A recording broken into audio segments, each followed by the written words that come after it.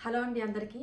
నేనైతే ఈరోజు ఈ వీడియోలో అమెరికాలో శాలరీస్ అంటే పర్ మంత్ ఎంత వస్తుంది, అలాగే ఎంత ఖర్చు అవుద్ది, ఎంత మిగులుద్ది అనే వీడియో చేస్తున్నాను. వీడియో నచ్చితే మీకు please like, share and subscribe. ఇక్కడ ఏంటంటే అమెరికాలో మనకి స్టేట్‌ని బట్టి సాలరీస్ మారుతుంటాయన్నమాట. సపోజ్ కాలిఫోర్నియా, న్యూయార్క్, న్యూజెర్సీ అయితే అవి చాలా ఎక్స్‌పెన్సివ్ స్టేట్స్ అనమాట. అక్కడ చాలా కాస్ట్ ప్రతీదీ కాస్ట్ ఎక్కువ ఉంటది. టాక్స్ రేట్ చిన్న వస్తువు నుంచి పెద్ద వస్తువు వరకు ఏది కొనాలన్నా చాలా హై ప్రైస్‌లో ఉంటది. ప్లస్ ఇంటి రెంట్లు కూడా own houses and rent houses అయినా చాలా కాస్ట్‌లీగా ఉంటాయి కాబట్టి అక్కడ చాలా ఆ స్టేట్స్‌లో ఉన్న వాళ్ళకి మనకి సాలరీ చాలా ఎక్కువుంటది. తర్వాత ఇక్కడ మేముండే డాలర్స్‌లో అయితే మీడియం మరీ తక్కువ గాదు, మరీ ఎక్కువ ఉండవు.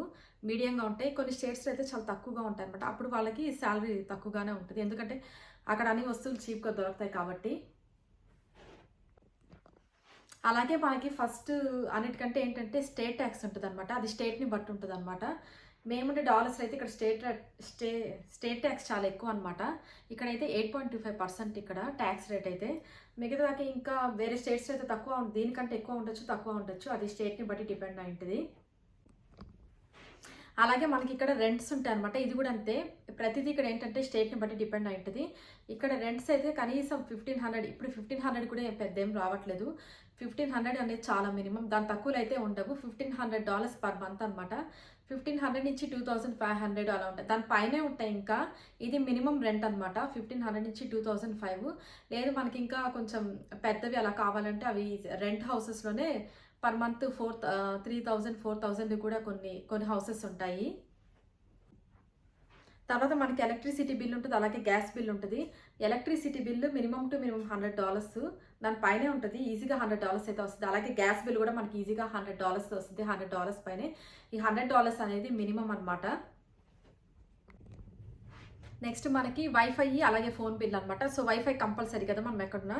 సో కంపల్సరీ కాబట్టి సో అది ఈజీగా $50 ఉంటది. దాని తర్వాత ఫోన్ బిల్ అనమాట. అంటే మన మొబైల్ నెట్వర్క్ కొన్నిసార్లు వైఫై లేనప్పుడు బయటకెళ్ళి మొబైల్ నెట్వర్క్ ఆన్ చేస్తాం కదా. సో అది కూడా ఒక $50 ఇది మినిమం. $50 పైనే కొంతమందికి అవుద్ది. కొంతమందికి $50 అవుద్ది.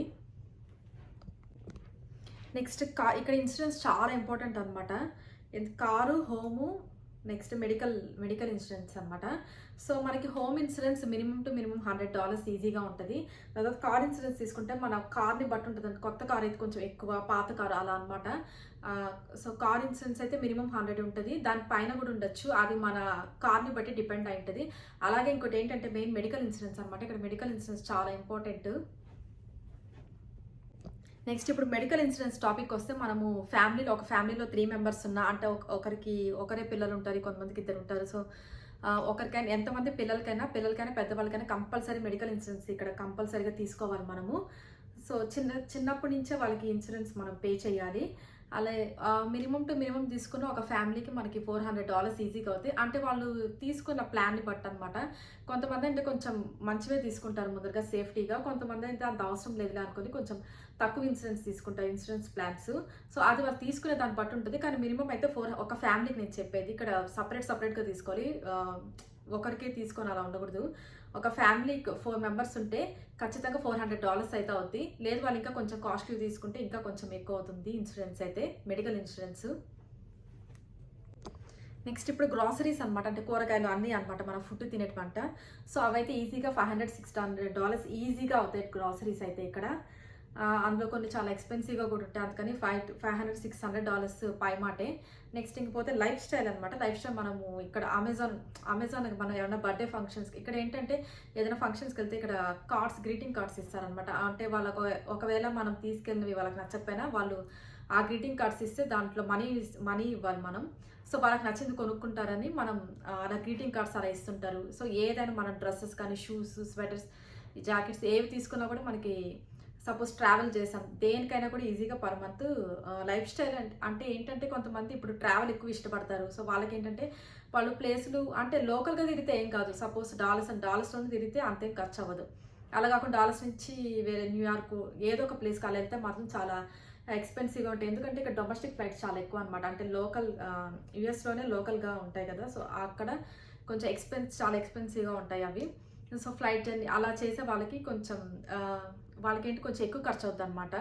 ట్రావెల్ చేసే వాళ్ళకి. లేదు ట్రావెల్ అంత ఇంట్రెస్ట్ లేదు, అంత ఏం చేయని వాళ్ళకైతే కొంచెం తక్కువే అవుద్ది ఈ లైఫ్ స్టైల్ అయితే. ఇంక షాపింగ్ అంటే ఇంట్రెస్ట్ ఉన్న వాళ్ళకైతే ఇంకా అసలు చెప్పలేదు. చాలా బాగానే అవుద్ది ఇక్కడ వాళ్ళకైతే. వాళ్ళకి ఈజీగా పర్ మంత్ నాకు తెలిసి $1000 అలా ఉంటుంది.